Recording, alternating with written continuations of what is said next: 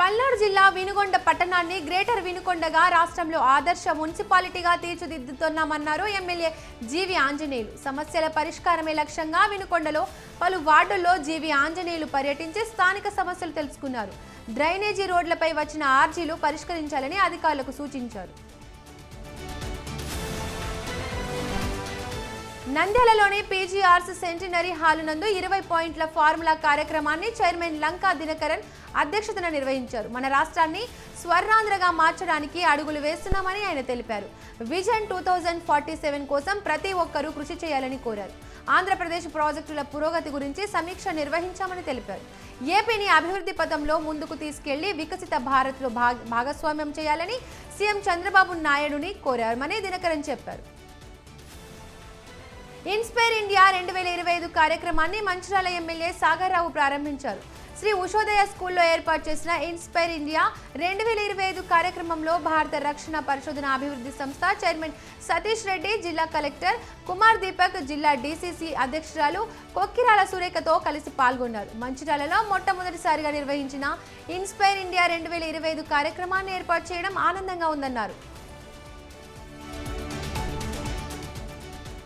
SR Shankaran జీవితం భావితరాలకు ఆదర్శం కావాలని అవనిగడ్డ ఎమ్మెల్యే మండలి బుద్ధప్రసాద్ అన్నారు. కృష్ణా జిల్లా మోపిదేవిలోని బీసీ బాలుర వసతి గృహంలో ఉన్న ఎస్ఆర్ నాలెడ్జ్ సెంటర్ను ఆయన పరిశీలించారు. దేశం గర్వించదగ్గ మహోన్నతమైన వ్యక్తి శంకరన్ అని ఎమ్మెల్యే కొనియాడారు. ఇప్పటి వరకు దేశంలో ఏ అధికారి పేరు వ్యవస్థలకు పెట్టిన దాఖలాలు లేవన్నారు. శంకరన్ చేసిన గొప్ప కార్యక్రమాలకు నిదర్శనమే ఆయనకు దక్కిన ఈ అరుదైన గౌరవం అని పేర్కొన్నారు.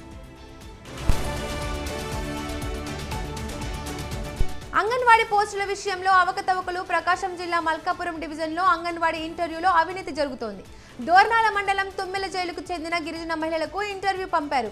లెటర్స్ పంపిన మార్కాపురం సబ్ కలెక్టర్ కార్యాలయానికి ఇంటర్వ్యూ వచ్చిన గిరిజన మహిళలకు ఇంటర్వ్యూలో మీ పేరు లేదని అధికారులు చెప్పడంతో గిరిజన మహిళలు ఆవేదన వ్యక్తం చేస్తున్నారు. ఇంటర్వ్యూకు లెటర్లు పంపి ఇంటర్వ్యూలో తమ పేరు లేదని చెప్పడం ఏంటని గిరిజన మహిళలు అధికారులను ప్రశ్నిస్తున్నారు.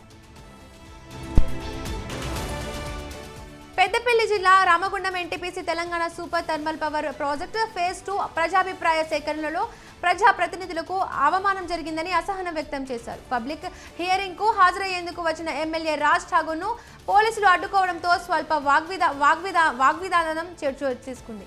పోలీసు అధికారుల జోక్యంతో ఎమ్మెల్యేను అనుమతించారు. రామగుండం మాజీ ఎమ్మెల్యే కోరుకంటి చందర్ రావడంతో ఆయనను సభ ప్రాంగణంలోకి అనుమతించకుండా అరెస్ట్ చేసి పోలీస్ స్టేషన్ కు తరలించారు. ఎన్టీపీసీ యాజమాన్యం ప్రజలు లేని ప్రజాభిప్రాయ సేకరణ చేపట్టిందని మాజీ ఎమ్మెల్యే ఆగ్రహం వ్యక్తం చేశారు. జాతీయ రోడ్డు భద్రతా మాసోత్సవాల్లో భాగంగా బుధవారం నిర్మల్ జిల్లా కేంద్రంలో బైక్ ర్యాలీ నిర్వహిస్తున్నట్లు డీటీఓ దుర్గా ప్రసాద్ తెలిపారు. ఈ ర్యాలీ స్థానిక ఎన్టీఆర్ మినీ స్టేడియం నుండి ఉదయం 9 గంటలకు ప్రారంభం అవుతుందన్నారు. ఈ సందర్భంగా ర్యాలీ ప్రారంభమయ్యే స్థలాన్ని అడిషనల్ ఎస్పీ ఉపేందర్ రెడ్డితో కలిసి పరిశీలించారు. ఎన్టీఆర్ మినీ స్టేడియం నుంచి ప్రారంభమైన ఈ ర్యాలీ శివాజీ చౌక్ వరకు కొనసాగుతుందన్నారు. పట్టణ ప్రజలు హెల్మెట్ ధరించి బైక్ ర్యాలీలో పాల్గొని కార్యక్రమాన్ని విజయవంతం చేయాలని కోరారు. జాతీయ రహదారి భద్రతా మాసోత్సవాలను జయప్రదం చేయాలని ఆసిఫాబాద్ జిల్లా కలెక్టర్ వెంకటేష్ దోత్రే పిలుపునిచ్చారు. ఆసిఫాబాద్ ప్రభుత్వ జూనియర్ కళాశాల ఆవరణలో ఏర్పాటు చేసిన జాతీయ రహదారి భద్రతా మాసోత్సవాల కార్యక్రమంలో పాల్గొని కళాశాల విద్యార్థులకు పలు సూచనలు చేశారు. వాహనాలను నడిపే వారు విధిగా రోడ్డు భద్రతా నిబంధనలు పాటించాలన్నారు.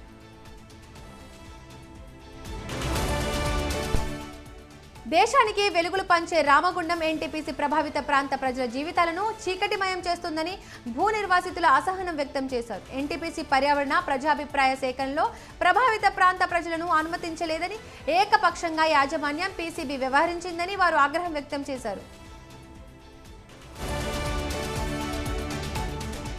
సిద్దిపేట జిల్లాలో ఉన్న ప్రముఖ శైవ క్షేత్రమైన కొమరవెల్లి మల్లికార్జున స్వామి ఆలయంలో మహిళా అఘోరి హల్చల్ చేసింది. ఉదయం ఆలయ రాజగోపురం నుండి ప్రధాన ద్వారా స్వామివారి దర్శనం కల్పించాలని ఆలయ అధికారులను కోరింది. కానీ బట్టలు వేసుకొని స్వామివారి దర్శనం చేసుకోవాలని, లేదంటే దర్శనానికి అనుమతి లేదని ఆలయ అధికారులు తెలిపారు. రథసప్తమి పర్వదినాన్ని పురస్కరించుకొని తిరుచానూరు శ్రీ పద్మావతి అమ్మవారి ఆలయంలో కోయిల్ అల్వార్ తిరుమంజనం ఘనంగా నిర్వహించారు. అమ్మవారి ఆలయంలో జరిగే ప్రతి ఉత్సవాలకు ముందుగా వచ్చే రోజున కోయిల్ అల్వార్ తిరుమంజనం నిర్వహించడం ఆనవాయితీగా వస్తోంది.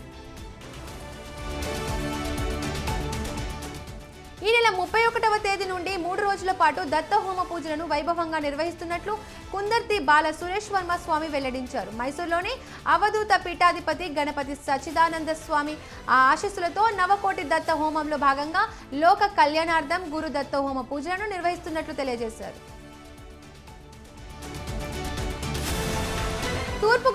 తూర్పుగోదావరి జిల్లా రాజమండ్రిలో బైక్ ర్యాలీని చేపట్టారు ప్రధాన న్యాయమూర్తి గంధం సునీత. ప్రజల్లో చైతన్యం తీసుకురావడానికి కృషి చేస్తున్నామని చెప్పారు. బైక్ నడిపే వ్యక్తులు ఖచ్చితంగా హెల్మెట్ను ధరించాలని సూచించారు.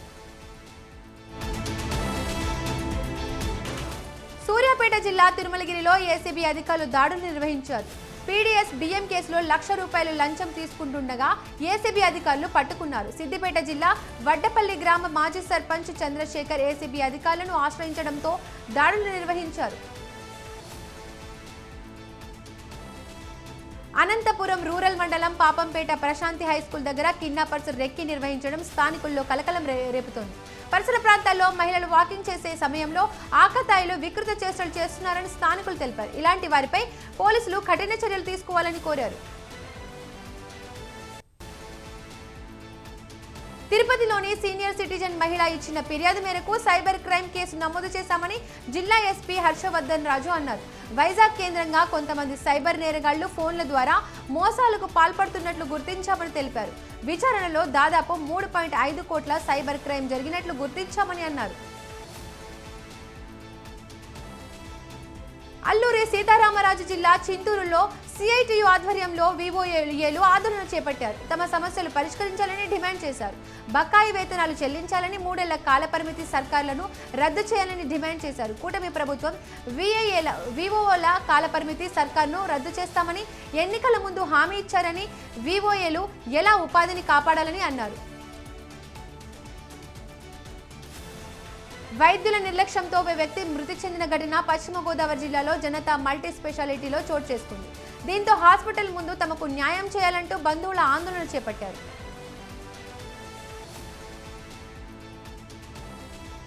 ఉభయ గోదావరి జిల్లాతో పాటు ఏలూరు, కృష్ణా జిల్లాల పరిధిలో దొంగతనాలకు పాల్పడుతున్న 3 అంతర్ జిల్లాల నిందితులను పోలీసులు అరెస్ట్ చేశారు.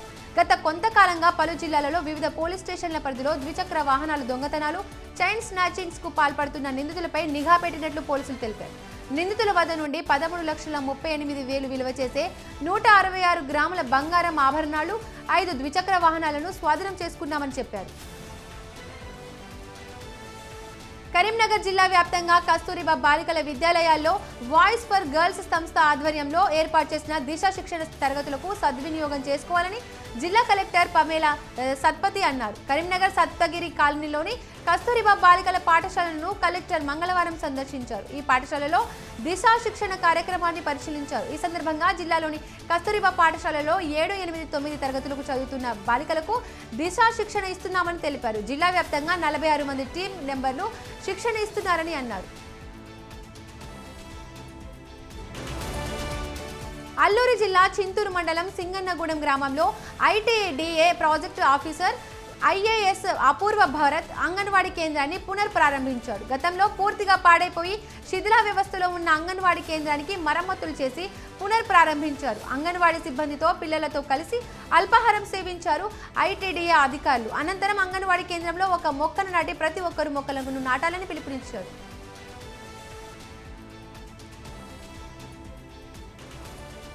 ఎన్టీఆర్ జిల్లా నందిగామ నియోజకవర్గంలోని రామన్నపేట రోడ్లో ఓ నాగుపాము హల్చల్ చేసింది.